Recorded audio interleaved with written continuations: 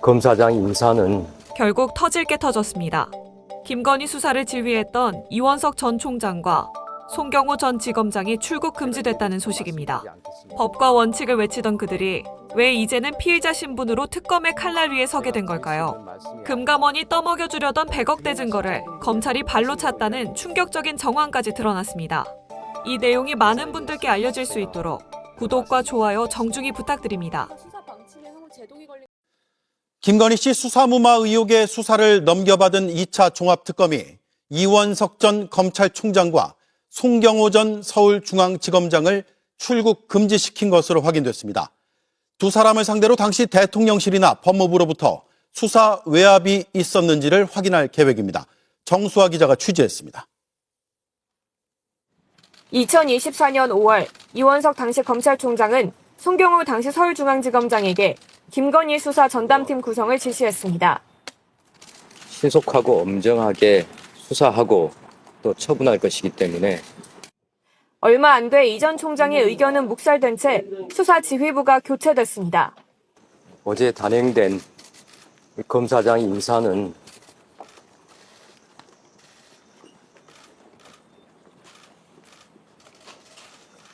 제가 이에 대해서 더 말씀드리지 않겠습니다. 그해 10월 김건희 씨는 도이치모터스 주가 조작 사건과 디올백 사건 무혐의 처분을 받았습니다.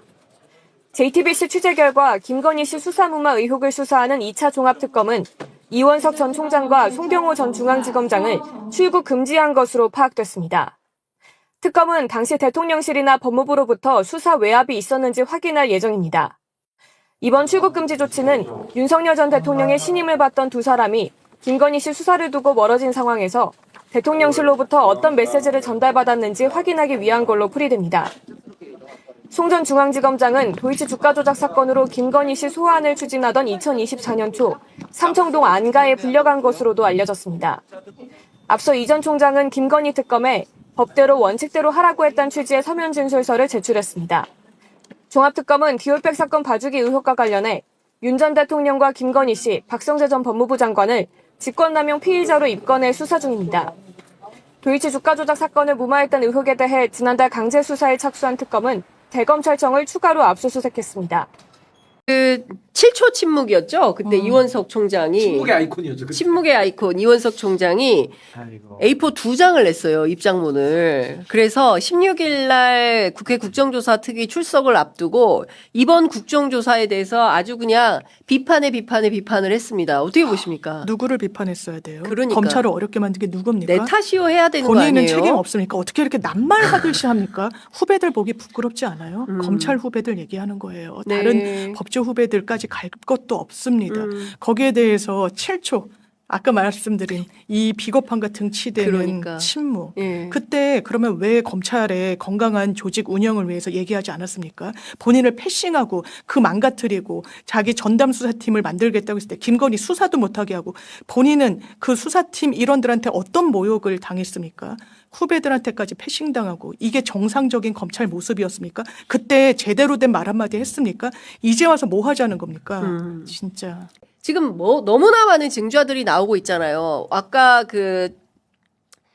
국회 국조특위위원 차규근 의원님 왔다 가셨는데 내일 김성태 쌍방울 회장마저도 그동안 받았던 검찰의 회유가 어떤 건지 내일 양심 선언을 한다는 거예요. 예, 그 가능성이 매우 높다라는 겁니다. 진실이 임박했네요. 그렇습니다. 이제 진실의 문이 열리는 거예요. 근데 이 와중에 그런 적이 없다라고 주장을 하면 지금 뭐 이화영 전 부지사는 말할 것도 없고 그동안 다 나온 이 사람들이 다 거짓말하고 있다는 겁니까? 이원석 검찰총장은요. 네. 증거로 쓰였니 안 쓰였니 변죽 올리지 마시고요. 그 회유하는 그 육성에 대해서 설명하셔야 될 거예요. 거기에 대해서 박상용 평가를. 검사의 육성. 그렇죠. 정면을 직면해서 설명하지 않고 정작 국민들이 듣고 싶어한 거에 대해서는 귀담아 듣지 않으면서 자기 할 말을 왜 합니까? 네. 그게 그냥 검사하면 모르겠어요. 검찰총장이었잖아요. 그리고 본인도 어찌됐든 피해자라고 인식하고 있는 거 아니에요. 나를 패싱하고 나한테 네. 이런 모멸감과 능멸감을 줬구나. 이러면서 지금 그런 수사를 그럼 두둔하는 겁니까? 지금 박상용식 수사가 그럼 상례인지 통례인지 거기에 대해서 얘기하시라고요. 딴 거 얘기하시지 마시고요. 이런 얘기를 합니다. 정치권에 대한 수사를 했다는 이유로 현직 검사 40여 명을 증인으로 불러서 죄인처럼 추궁하는 것은 수사와 재판에 외압을 가하여 사법 시스템을 크게 위축시키는 국정조사다. 앞으로 우리 법에 살아있는 권력에 대한 수사와 재판은 없습니다. 이 말을 할 수 있습니까? 살아있는 권력에 대한 수사 했습니까? 안 했습니까? 국정조사야말로 이게 표적 보복 수사다. 지금 수년간 법원에서 판단한 사실관계를 며칠 만에 지금 송두리째 뒤집고 있다. 이런 말할 입장은 아닌 것 같은데. 그렇죠. 그러니까요. 쫄리는 거죠, 뭐. 맞아요. 딱 맞는 말씀이고 네. 제가 저거 보고 무슨 생각했냐면 법조인들이 저렇게 찌질합니다. 저게 무슨 이론적으로 법원이 끝났으니까 끝난 거니까 입법 사법 그 행정에서 입법부인 국회는 건들지 마라 뭐 이런 프레임으로 지금 들고 나온 거잖아요. 근데 애초에 수사 자체가 지금 문제가 있다고 네. 국회에서 국회 권한이 입법만 있는 것도 아니고 감사를 하겠다는 건데 저런 식으로 이론적인 얘기 들어와가지고 뭔가 국회가 잘못하는 것처럼 저렇게 무슨 뭐 법이론적인 얘기를 합시고 하는 거 보니까 하여튼 찔리는 게 많은 것 같습니다. 내가 이원석이가 실제로 검찰에 있을 때 검사 시절이건 총장 시절이건 상관없이 윤석열이를 포함한 정치검찰의 일원으로서 있으면서 뭔가 이렇게 상대가 정적이라는 이유로 혹은 윤석열이를 별로 인정하지 않았다는 이유로 보복 수사한 거에 대해서 비읍자라도 얘기했으면 저 진심을 내가 조금이라도 그러니까. 인정해 주겠어요. 비읍자라도. 비읍자라도 보복 수사의 비읍이라도 윤석열이가 지 말로 그랬잖아. 수사권 가지고 보복하면 그게 깡패지 검사냐고. 그렇지. 깡패짓거리만 했잖아요. 계속. 예. 그때 총장이에요. 저 친구가. 그렇죠. 처음에 한 어디서 4개월은 지금- 차장으로 직무대행했다가 그럼요. 바로 그냥 총장으로 갔죠. 예, 그러니까. 그냥 딱 한동훈이 똘마니로 그 밑에 붙어가지고 예. 그걸 했던 자가 그리고 이렇게 얘기한다는 것 자체가 아니 공무원이 국회에서 출석 요구를 하면은 나가서 발언하면 되는 거지. 지가 무슨 정치인이에요? 이게 검사들만 하는 짓이라고요. 누가 저렇게 해? 그렇지. 공무원들은 저렇게 못하죠. 전혀 안 그러잖아요. 간땡이가 배 밖으로 나오지 않는 이상 예. 그렇게 못하지. 지금 아니, 그- 박상용도 그렇고 검사들 특징이요. 계속 언론에 대고 뭐라고 얘기를 해요. 그렇다니까요. 예. 그러니까 이게 공직에 있었던 자들이라고 볼 수 없는. 그러니까 저거는 정치 집단이라고 하는 거를 계속 말하자면 몸으로 다들 막 지금 입증해주고 있어요. 보면. 그러니까 보복의 비읍자도 아까 비읍자 얘기 잘하셨어요. 그러니까 네. 그때 김건희 디올백하고 주가 조작 수사한다고 했을 때 저 사람 유명하게 7초 침묵 인터뷰였잖아요. 그때 좀 말이나 좀 하든가 그러면. 맞아요. 지금 그때 지금 이렇게 말할 그 결리가 있으면은 그때는 뭐 하고 지금 7초간 침묵하면서 자기를 완전히 바지 사장 만들고서는 검찰총장 모르게 그냥 중앙지검장이랑 다 날려버린 거잖아요. 그럼요. 네. 김건희 수사도 아니야. 그냥 한번 부르겠다고 했다고. 그때 뭐 하고 있었어? 그러니까 지금 만약에 드는 이 이제 수사를 조작했다, 계획적으로 했다, 용산에서 지휘받아 갖고 했다라는 게 다 밝혀진다면 그때 누리던 호의호식을 유지하기 위해서 저렇게 침묵까지 하고 수치스러운 일까지 당하면서도 참았던 사람이잖아요. 네. 근데 지금 와서 국민의 대표인 국회가 조사하겠다는데 뭐 이렇게 할 말이 많습니까?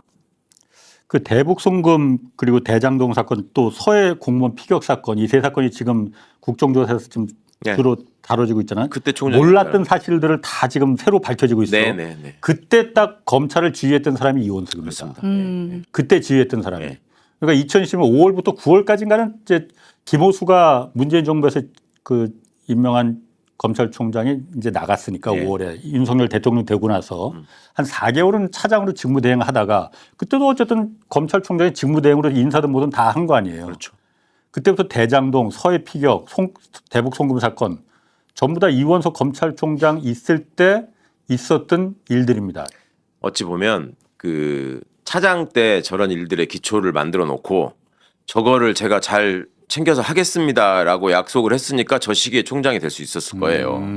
시기적으로. 그렇게 하지 않았으면 저걸 총장을 시키겠습니까, 윤석열이가. 그렇지. 예. 문재인 정부의 차장으로 임명됐어요. 그렇죠. 그러니까 그거를 본인이 지금 저 문제에 대해서 책임이 있기 때문에 네. 그걸 피해 나가려고 하는 그냥 수작일 뿐이고 저게 그때 저 최혁 같은 경우에 예를 들어서 국정원에서 지금 가서 한 일이 문제가 되는 게 네. 거기서 왜 의미 있는 증거가 될 만한 것들을 막 이렇게 섞어버렸다는 거잖아요. 없애버리고 그러니까 검찰이 서해 달라는데 안 피격 주고 사건에서. 서해 사건에 예, 관련해서 예. 그리고 고발장 같은 거나 쓰고 뭐 이랬다는 예. 거잖아요.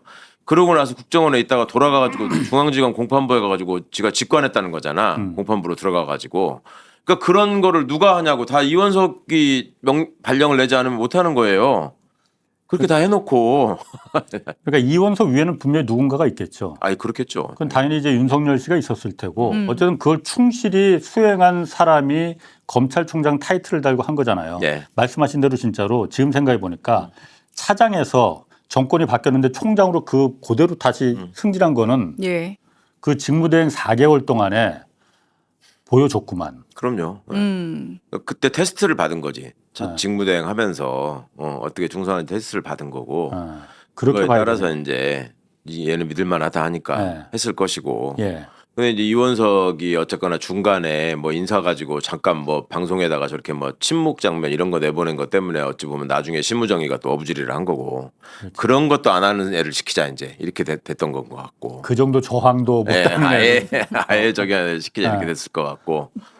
근데 참 제가 저 친구를 볼 때마다 더 화가 나고 속상한 거는 저기 나름 대학 다닐 때 운동권이라고 하면서 사회대 출신의 예, 그랬어요? 정치학과 출신이거든. 예. 그래가지고 민주당 의원들 중에도 이원석 편든 사람들이 많았어요. 예전에 우리 정부 때도 이원석이는 중용해야 된다 그러고 뭐 어쩌고 해서 제가 볼 때마다 정말 면박을 줬었는데 개소리 하지 말라고.